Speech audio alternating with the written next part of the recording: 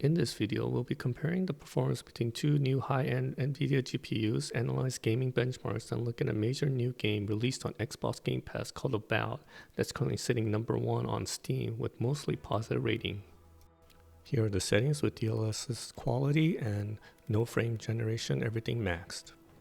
So we're diving into the battle between Nvidia's latest GPUs, the RTX 5090 versus the 5080, and seeing how much of a performance leap you're getting.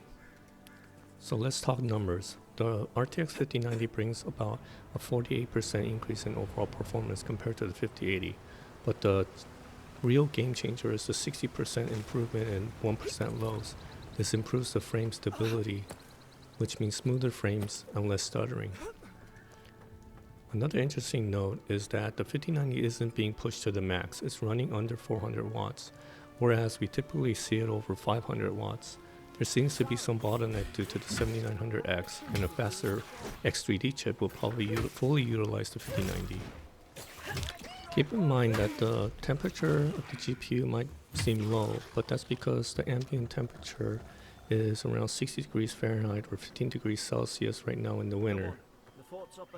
So if you're looking to push 4K ultra settings with full ray tracing and DLSS quality, the 5090 does seem to be a better high refresh rate experience, while the 5080 is closer to 60 FPS in this scenario. On the 5090, this is my preferred settings, while on the 5080, I'll be probably turning on frame gen at least to get higher FPS. But if you have a 1440p monitor or a widescreen monitor, the 5080 still holds its own, and you probably can get by with just DLSS quality without frame generation in this game. If you enjoy games like Fable, you will most likely enjoy this game, but the game does not come without issues.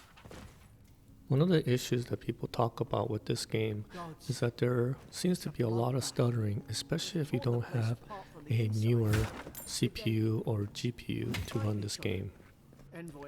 As you can see with the GPU utilization, even the 5080 is not being fully utilized.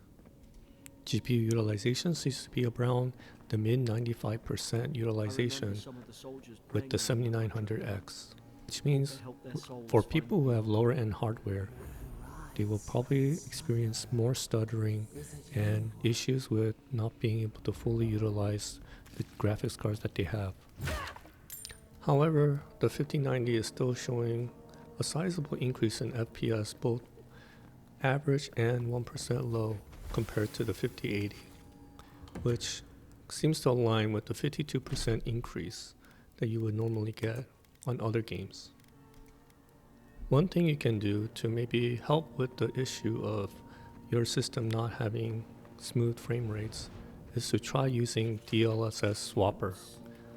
You can try using this program to change out the current version of the DLSS into a newer version of DLSS and frame generation. On my system, I have not experienced that much stuttering or issues. Now let's see how they perform with just the regular 2x frame generation that comes with the game. You can of course increase this with the Nvidia app, as well as change the version of the DLSS to a newer, latest version of DLSS. When turning on frame generation, just the 2x version, we are seeing a 40% boost in FPS and 1% lows from the 5090 to the 5080. There seems to be about a 5 millisecond penalty with latency when turning on frame generation. However, with the 5080, you're still getting a base frame rate around 60 FPS, so the experience is pretty good. If you happen to have a very high refresh rate monitor, you can use the override on the Nvidia app to get 3x or 4x frame generation. In that case, the 5080 would be a good option for around 240 Hz, and the 5090 will probably push even higher than that. One option you have with the 5090 is to turn off DLSS and run the game on native with TSR. Unfortunately, it does not have the option to use DLAA. My personal review of this game has been fairly positive. I haven't experienced too many issues on my system, but my system is a very high-end system.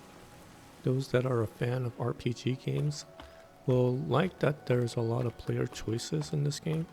However, some of the criticism is that it doesn't seem like the world is affected that much by your choices. One of the early issues with this game was a lot of the bugs that were affecting gameplay.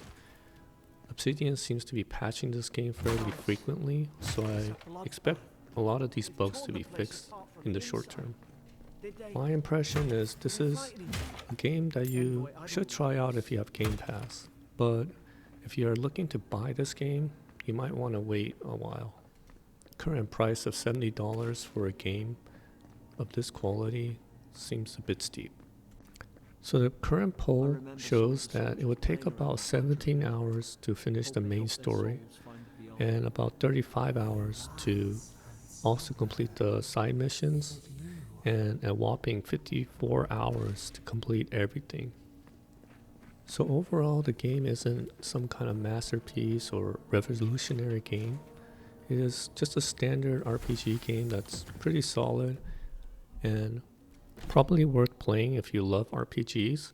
And once all those bugs get ironed out, it should be a pretty solid experience. I would say that the overall review of the game, I would give it about 8 out of 10 score. And if you enjoy contents like this with more Game Pass games in the future, please give a subscribe and like to this video. So I'll see you guys in the next video.